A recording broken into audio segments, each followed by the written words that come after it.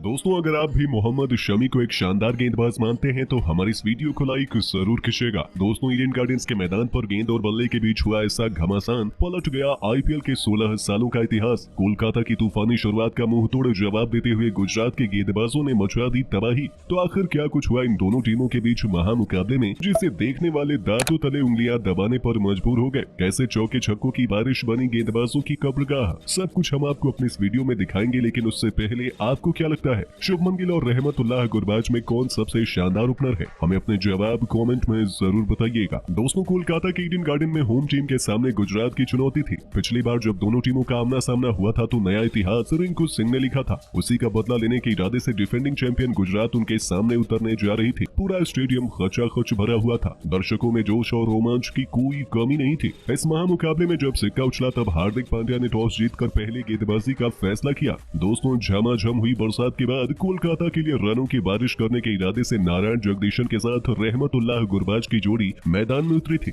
इन दोनों के सामने पहले ही ओवर में शमी की चुनौती थी, जिन्होंने दोनों को ज्यादा कुछ करने का मौका नहीं दिया। लेकिन दूसरे ओवर में गेंदबाजी करने आए हार्दिक को पहले ओवर की खामोशी भारी पड़ी। नारायण जगदीशन ने हार्दिक का स्वागत ही एक तूफानी चौके से कर दिया था, लेकिन ये तो तूफान के पहले की शांति थी। इस ओवर में जगदीशन ने अपने बल्ले से तबाही मचाते हुए एक नहीं दो नहीं बल्कि लगातार 3 खतरनाक चौके जड़कर गुजरात को अपने तेवर दिखाने शुरू कर दिए थे। ऐसा लगा था कि ये दोनों पावर प्ले में गुजरात की धज्जियां उड़ा देंगे। लेकिन तभी मोहम्मद शमी अपनी टीम की वापसी करवाते हैं और एक बार फिर जब हार्दिक ने मोहम्मद शमी को गेंदबाजी आक्रमण पर लगाया तो शमी ने तूफानी अंदाज में बल्लेबाजी कर रहे जगदीशन को अपने जाल में फंसा लिया। जी हाँ दोस्तों, शमी को भी बड़ा शॉट लगाने के प्रयास में जगदीशन एलबीडब्ल्यू आउट हो गए और गुजरात को बहुत जल्द अपनी पहली सफलता मिल गई। ये बल्लेबाज 15 गेंदों पर 4 चौके की बदौलत 19 रन बनाकर वापस लौट गया। पहले विकेट के बाद जहां ईडन गार्डन में सन्नाटा था तो गुजरात अब कोलकाता पर शिकंजा कसना चाहती थी। लेकिन उनके इन सभी इरादों पर पानी फेरने के लिए मैदान में आ चुके थे लॉर्ड शार्दुल ठाकुर। तो वहीं दूसरे छोर पर खड़े रहमतुल्लाह गुरबाज ने भी अपना आक्रामक अंदाज अपनाना शुरू कर दिया। जैसे ही गेंदबाजी में हार्दिक पांड्या दोबारा वापसी करते हैं, उनके परखच्चे उड़ाते हुए इस बल्लेबाज ने एक नहीं बल्कि लगातार 2 ऐसे भयंकर छक्के जोड़े, जिन्हें देखकर तो गेंदबाज के साथ साथ पूरे गुजरात के पसीने छूट गए थे।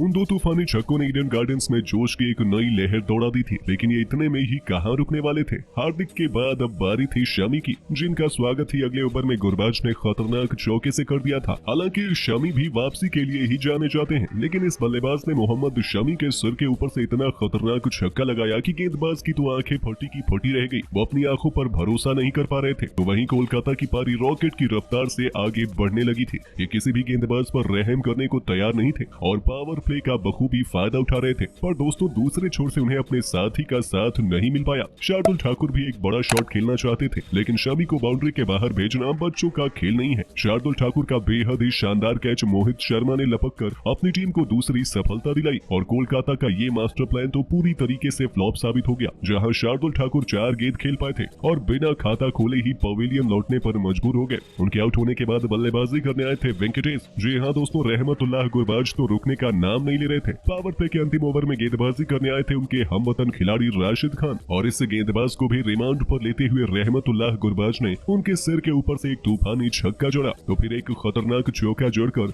अपनी टीम को 61 रनों के पार पहुंचा दिया। पूरा स्टेडियम कोलकाता कोलकाता के नारों से गूंज रहा था। तो वहीं गुजरात किसी भी कीमत पर इस बल्लेबाज का विकेट चटकाना चाहती थी, लेकिन दोस्तों उनका हर एक प्लान फ्लॉप साबित हो रहा था। यहाँ तक कि हार्दिक के सबसे भरोसेमंद गेंदबाज राशिद करामाती खान भी रहमतुल्लाह गुरबाज के सामने बेबस नजर आ रहे थे। वो बहुत तेजी से अपने अर्धशतक की तरफ बढ़ रहे थे। तो वहीं 8 ओवरों में कोलकाता ने 75 रन बना लिए थे। ये दोनों शानदार बल्लेबाजी कर रहे थे। वहीं इनके बाद भी आंद्रे रसेल और नीतीश राणा, रिंकू सिंह जैसे तूफानी बल्लेबाजों का आना बाकी है और ऐसे में कोलकाता आसानी से यहाँ से 200 रन बनाकर गुजरात को एक कड़ी चुनौती दे सकती है। वैसे दोस्तों, आपको क्या लगता है, गुजरात और कोलकाता में कौन सी टीम प्लेऑफ में क्वालिफाई करने वाली है? हमें अपने जवाब कमेंट में जरूर बताइए और ऐसे ही शानदार खबरों के लिए सब्सक्राइब कर लीजिए हमारे यूट्यूब चैनल को। वीडियो अच्छी हो तो इसे लाइक जरूर करें।